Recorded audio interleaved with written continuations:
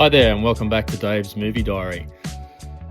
Today I'm talking about Opening Night from 1977. Typically, I play a trailer or parts of a trailer at the start of every episode. The trailer for this film or the variations on the trailers just don't work. It's typically just a score with images from the film. I think it's a very difficult film to try and sum up in a trailer. It's just not built for a trailer, so that's why there's no trailer. But that plays into another interesting thing about this film. I did find this really hard to get my arms around, to get a firm grasp on this film and on John Cassavetes as a filmmaker. I've seen quite a few of his films over the years, most of the big, if not all of the big ones, and I always find them really interesting. But I always find it hard to pin down what my feeling is about them. They're always raw and very dialogue heavy, a bit like stage plays at times, some of them. They're definitely not traditional Hollywood films, which is what I like about them. He's a real maverick filmmaker. I'd never seen this one before, and it's probably the most well-known one that I hadn't seen. I think I've seen nearly all of the other ones. Maybe I haven't seen Love Streams, which was his last film that he made as a director. But anyway, I'm a big fan of Gena Rowlands as well, as an actress, and just knowing that Cassavetes built this incredible sort of independent filmmaking career in a separate universe outside the normal studio system makes him incredibly interesting to me. So I thought it was time to finally dive back into one of the most important American independent filmmakers ever, and check this one out. Helpfully, it is free on YouTube at the moment, and it's a really good cut, the one that I found. So if you're into Cassavetes, go and check it out. This one is, the title Opening Night is a bit of a giveaway. It follows a famous stage actress called Myrtle Gordon, played by Gena Rowlands. For those of you who don't know, Gena Rowlands was John Cassavetes' longtime partner. I think they were together for around 35 years, from the mid-50s all the way through to Cassavetes' death in 1989. He passed away. I think he was just under 60. And anyway, Gena Rowlands' character Myrtle Gordon is starring in a new theatre production, while privately dealing with the growing identity crisis. We start the film off and she's swigging from a bottle of something pretty hard to get her through. And straight away I got the impression, okay, this is someone who's dealing with a few issues and trying to mask them or get on top of them or just get through it. After the performance, the director, played by Ben Gazzara, another favorite and friend of Cassavetes, the director, the stars, including Cassavetes himself, he's in nearly all of his films, much like Woody Allen. There are some similarities to Woody Allen. I'll get onto that later. Anyway, after the director and the performers and the producer and the writer all leave the theater, it's at night obviously, and it's raining, and they're all pushing through. There's a lot of crowd interest in Myrtle in particular. She's straight away you get the impression she is a major star, and still a big deal. And they're all crowding around her. It evoked the King of Comedy to me, with the Jerry Lewis character, the way he gets mobbed and hounded every night after he does his late night show. That's what it reminded me of. Anyway, there's a young woman who really has got herself worked up about meeting Myrtle Gordon. She manages to push her way through the crowd to see Myrtle, and they sort of embrace, and she's in a real state, and they exchange a few words, and the characters manage to make their way to the pavement and get into their limousine, and then she keeps on knocking on the window, and Gina Rollins gets someone else to roll the window down, and the woman's still in a real state. This young woman, must be 17 or 18. Anyway, Gina Rollins agrees to meet her the following day. She says, "Come by the office." The car takes off in the rainy night. This is in New York. And tragically, because of the conditions, there's a car crash behind the limousine, and the young woman gets hit and passes away at the scene. This sends Myrtle into a spiral psychologically. It's like the cherry on top, I think. She's already struggling under seemingly enormous pressure in a few different ways. She's obviously carrying this stage show called The Second Woman. Her fame, she's a very famous person anyway, and she has very high standards, and people expect a lot from her. The director and the other actors are pretty forceful as well. This is 1977. We're nowhere near woke behavior here. Let me tell you, there's a lot of male mansplaining in this film, and in the Cassavetes universe, I think it's fair to say. She's at a critical time, just age-wise, even without all the other pressures. She's I think Gina Rollins, I did do some research for this. I looked up her stats. She was born, I think, in 1930, which would have made her 46 or 47 when this was being filmed. And so her character, obviously, is a similar age, right? So as we know, there's a double standard in the industry towards women. So she's already under quite a bit of pressure. And feeling like she's probably having a midlife crisis. And as I said, she's already struggling with fairly unhealthy alcohol intake. There's some relationship issues, I think, with some of the performers and the director of this show. And so she's battling on multiple fronts, and the death of the young girl who was only there to meet her idol, which is Gina Rollins' character, it all adds up to a breakdown. And it's not just a breakdown, it's a real psychological collapse where the character of Myrtle Gordon actually manifests the dead girl, who was 18, I think, and she becomes a metaphor for lost youth, for opportunities not taken, playing into this midlife crisis, playing into the enormous pressure, and yeah, so she the writer, who's an older woman, probably in her 60s, is very critical of the way that Myrtle Gordon is playing out the character written for her. The director, Ben Gazzara, in a typical Ben Gazzara role, is very masculine and very abrupt at times, but also supportive. So, and John Cassavetes' character is probably the least sympathetic character in this film, which is revealing that he put himself in that, and interesting the way they play off each other as partners in real life. That must have been an interesting time making this film.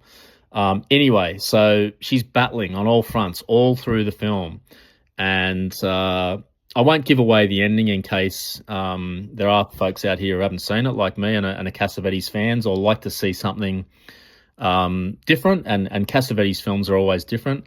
Ultimately, the film really becomes about breakdown and the possibility of redemption through the performance itself.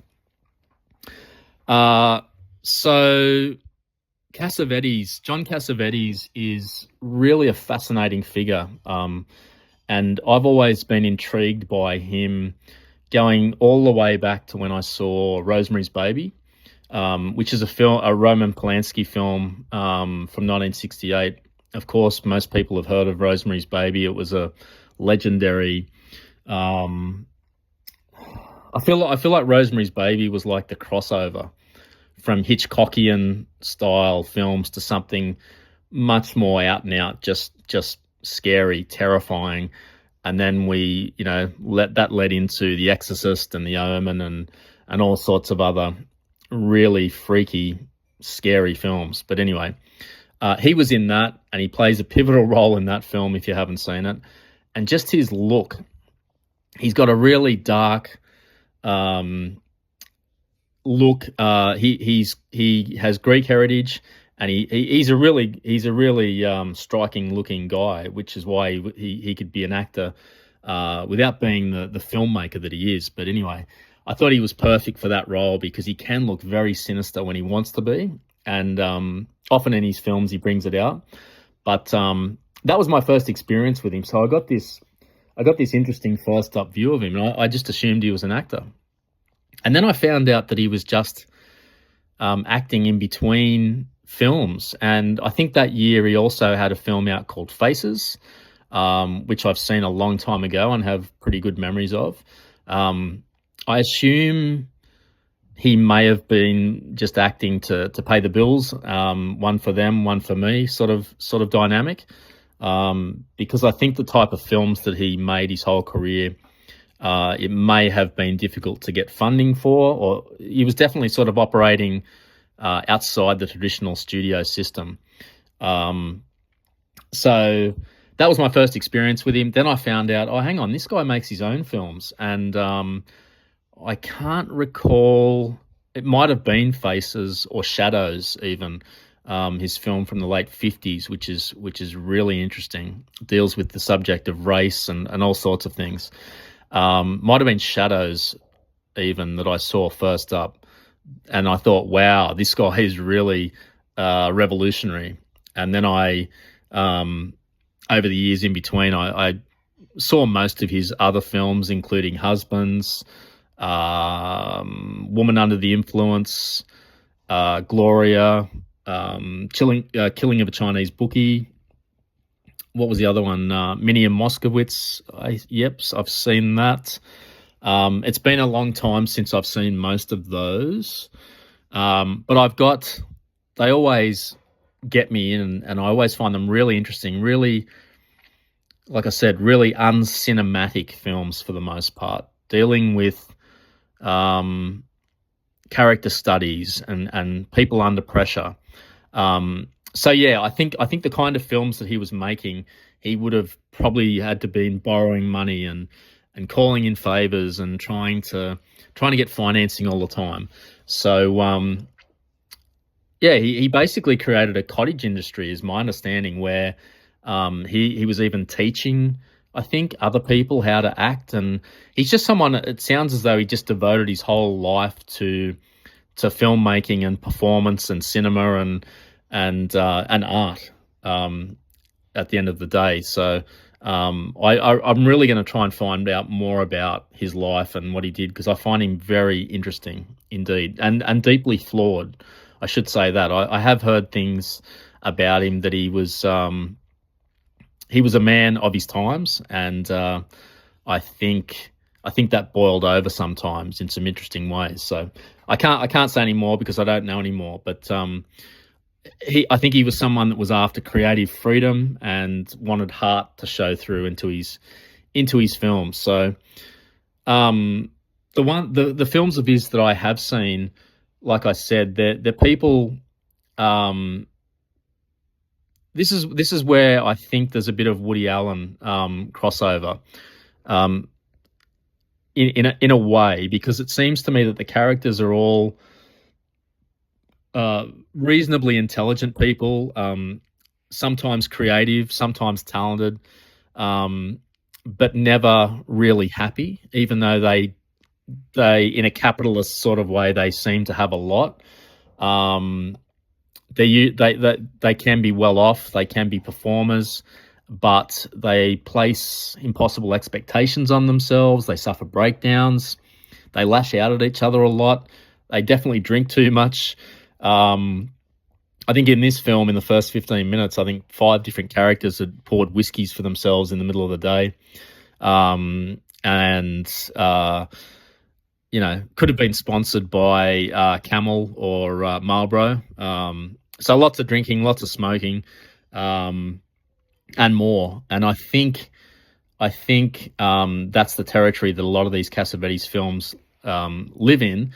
And I think it is a parallel universe maybe to Woody Allen, not stylistically, but even in tone, the way that they're shot, sort of not a lot of color. Both fascinated by a fairly similar segment of society. People definitely living in first world environments. Cassavetes and Woody Allen aren't looking at teen soldiers coerced into African civil war, or people dying of starvation, or people in war situations, or these are generally people who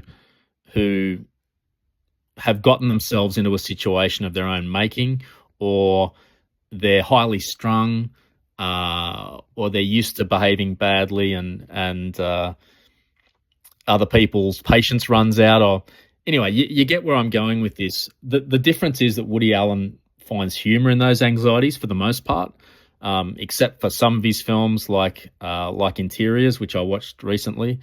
That's a more serious film, but Cassavetes doesn't really go for humor, is my recollection. It's really non-evident. There's an occasional laugh, but he's not trying for it.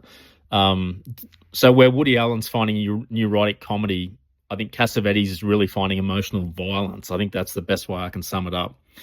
And I also think Cassavetes doesn't necessarily sympathize with these people. He's just observing them. He's just often portraying them in their worst light, including himself in some of these roles, and putting his partner, Gina Rowlands, in some very tricky situations in a lot of these films.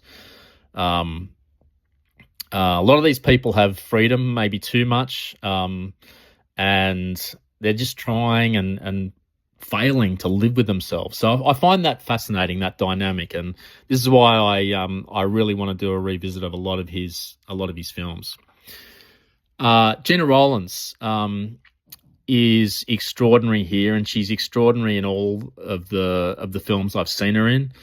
But this is one of the great performances I've seen recently. Her character, Myrtle, in this is essentially confronting aging in real time. And one of the things she's struggling with is trying to play a character who's older than herself in this play. And she understands something terrifying, which she verbalizes, which is if she succeeds, then she risks becoming typecast as an older actress. But if she fails, she's going to fail publicly. And that's the main trigger for this identity crisis that she's going through, even before the young woman dies, and that she takes on the emotional guilt for that. And Rowlands just handles every emotional shift perfectly. She displays vulnerability, lots of fear, being dependent on alcohol, being out and out angry, panicking, being desperate, and seeking liberation through her performance and her work. And often a lot of these things are within the performance itself, night in, night out, and then a lot of it's in a personal life, and we get to see all of it. Cassavetes himself as an actor, he's not in this one too much. He's really a supporting character, but he's a very unsympathetic character as the other main performer in the stage show. He has to. There's a really fascinating scene where Ben Gazzara, who's the director, is directing him in this scene where he has to slap Gina Rowlands' character, and she is having a lot of issues with doing the scene, and so is Cassavetes, but in a different way. He's looking at it more about the performance, and he's struggling to get it right, and she's really struggling just with the fact of being struck, amongst other things. And it's fascinating watching that play out in a rehearsal sense. I found that really interesting. It's then repeated within the play itself, and it goes in a different way. Just great stuff. It's like a film within a film, really meta. Uh, but yeah, Cassavetes doesn't have a whole lot to do in this. But yeah, a very unsympathetic character, I thought. Um, Ben Gazzara, though, I always love watching this guy. He's got incredible screen presence about him. Very sort of old school masculinity. I always find him really commanding in films. Intensity. Um, he just looks like a lot of the guys that sort of were around in that era to me. Um, he just he can play a lot of different things, but for me, he's always got quiet authority until he loses it, and then you realize he's just got authority. But for the most part, there's a menace just sitting below the surface if he needs to tap into it. And I think that quality really works beautifully in Cassavetes films. And he's in nearly all of these Cassavetes films, if not all of them. Usually with Peter Falk as well. Peter Falk isn't in. Well, Peter Falk shows up in this right near the end, and just as a bystander, really. There's a whole crew of Cassavetes folks that usually show up. Like I said, it's like a cottage industry that Cassavetes formed. Like he was making films with his friends, I think. So he's great in this. Perfect role as the director, who's also got feelings for Gina Rollins in this film. And it must be really interesting for these people to act out these things and then presumably be with each other as colleagues and maybe even friends. Anyway, I think sadly a lot of people outside of the Cassavetes universe only know Ben Gazzara for films like some of the pulpier stuff that he did later in his career, like Roadhouse at the end of the 80s, to presumably just make a buck. But he's fantastic in that too, as a crazy sort of bad guy who runs a town and tries to just impose his will on everyone. So yeah, I always love seeing him in films, and I'm gonna try and find some more of his films to watch too. So there's lots of things that I noticed in this film. Cassavetes' camera style, to me, was a real nod to, or influenced by, or maybe was developed at the same time as Ingmar Bergman's work in his films. A lot of focus on faces, long takes, minimal cutting, extended close-ups on people's faces, whether they're performing or not, or whether they're speaking or not, or just watching people's faces and in a tight focus. And as the audience, you're forced to sit there and study their expressions and think about what they're thinking about and really live with them in the moment. And I felt like I was inside the emotional space of these characters, nowhere to hide. And it's really of its time. I don't think you get that anymore. You definitely have a lot more cuts happening. And like I said, it reminded me of a lot of the Bergman films that I've seen. Some in particular go a lot further than Cassavetes does, like Persona, for example, and other well-known Bergman films. But I found it really effective here because it's a dialogue-driven film, like most of his are. But this one in particular, there's dialogue on stage and there's dialogue off stage. There's very little action. So the stage scenes themselves are I found them absolutely riveting. I thought this is where Cassavetes really did something brilliant, which was intersect life with performance. And I think there's three elements there. I think there's the movie, then there's the stage performance. So that's it within the movie. But then you've got real life. And like I said, these people all work together all the time. And I think some of that seeped into the script and some of that seeps into the stage show as well. So you've nearly got a triple a triple dimension here, where particularly for Gina Rowlands, where, like I said, she was 46, 47 when this came out. I don't know, but maybe Cassavetes picked up some of her real world concerns and put them into a script, and then put them into a stage persona within the movie, if you know what I'm saying. And aging would likely have been a thing. From what I looked up, she's 7 or 8 years older than him, which is an interesting dynamic. Always, I find that fascinating. I can't help it. I'm a 53-year-old guy. I am who I am as well. But I found these sequences hypnotic, and there's so much tension because you never know whether they're all performing or they're genuinely falling apart, and how much of real life has seeped into this film. There are a lot of shocking moments I didn't expect either, because, like I said, it's been a while for me in seeing a Cassavetes film, and maybe this happened in the other ones too. I can remember specific things from A Woman Under the Influence, but I thought going into this, the title and what it's about, roughly, I read the synopsis that, okay, yes, it's going to be some unhappy people and some ups and downs, but there were multiple moments that genuinely shocked me. There's a scene where Myrtle, which is Gina Rowlands' character, forces her way into an apartment and starts beating her head repeatedly into a door frame. There's another one where there's two other scenes where the dead girl is manifested by her into some really freaky situations, very disturbing. I just wasn't expecting things like that to happen, but it's done really well. It's not done in a jarring way or a weird way that's outside the parameters of the film. Cassavetes does it extremely well. So, yeah, there's a lot going on in this one. I should say there's a lot going on that people in 2026 won't be comfortable with.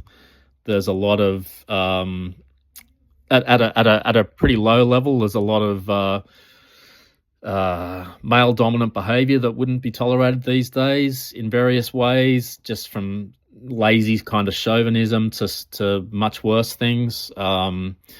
There's a bit of violence in there.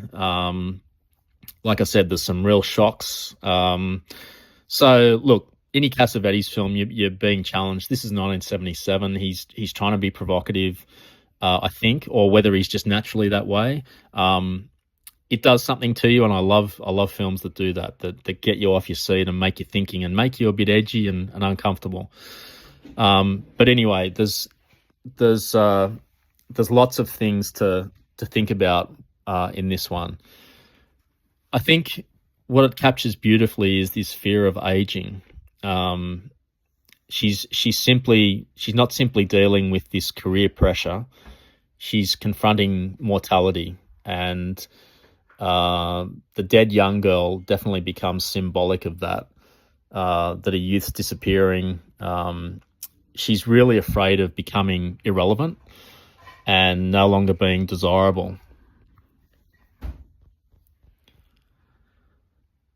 And like I said, I really think Gina Rowlands' own situation maybe was factored into this, which makes her performance even braver, and braver too of Cassavetes to put himself in a fairly unsympathetic part too. So I won't get too much into the end of the film because I don't want to ruin it for people. Normally I don't have this trepidation for a film that's nearly 50 years old, but I feel like Cassavetes' films may not have been seen by anyone who happens to listen to this. So I won't get into that. My final thoughts are that it's a really fascinating film. Probably was slightly too long for me, but I do know that most of his films of this period go for 2.25 hours, 2 hours 20. So I knew what I was getting into, but I think it could have been trimmed by 10 to 15 minutes. Some of the performance parts towards the end probably were a little bit too long, but not not too bad. The performances carry everything, and really interesting subject matter for me. And just Cassavetes cooking, making another film about people who seem to have everything within their grasp, the talent, the opportunity, the freedom, expressing themselves, but yet they can't manage themselves. They can't manage life, and they put more pressure on each other. And maybe it's that idea of Schadenfreude that's somehow comforting to watch people like this going through things from the safety of your own living room. So yeah, it's really an experience. I think if you go into this and give it the concentration that it deserves, you'll come out of it with something really. You'll definitely come out with an opinion. I think, whether you find it too much, whether you find it just definitely not for you. I think Cassavetes is a very polarizing filmmaker, and I really like what he does, or what he was trying to achieve. I do know lots of people that don't like him and can't stand him. So that makes him just a bit more exciting, I think. So really rewarding watch. So that's it for opening night. If you are interested, like I said, you can check it out on YouTube. It's free and a good version too. So yeah. All right, that's it. Thanks for tuning in again, and catch you next time.